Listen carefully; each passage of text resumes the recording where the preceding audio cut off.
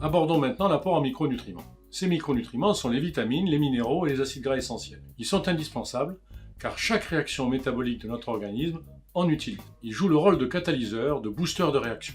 On peut avoir tout fait tout juste et consommer exactement la quantité qui nous est nécessaire en protéines, lipides et glucides, mais si nous manquons de certains micronutriments, nous n'allons pas pouvoir les utiliser correctement. Ainsi, nous allons consommer du sucre pour avoir de l'énergie, par exemple. Eh bien, si nous manquons de certaines vitamines et minéraux, la réaction qui transforme le sucre en énergie ne se fera pas correctement. Au lieu de donner de l'énergie, ce sucre se transformera en graisse. De même, pour que les graisses soient brûlées, on appelle ça la lipolyse, la présence de certaines vitamines et minéraux est indispensable. Si l'on en manque, on ne peut pas perdre ces graisses. Pour que notre statut en micronutriments soit idéal, il est recommandé par l'Agence française de santé de consommer 5 fruits et légumes frais différents par jour. Mais qui fait ça?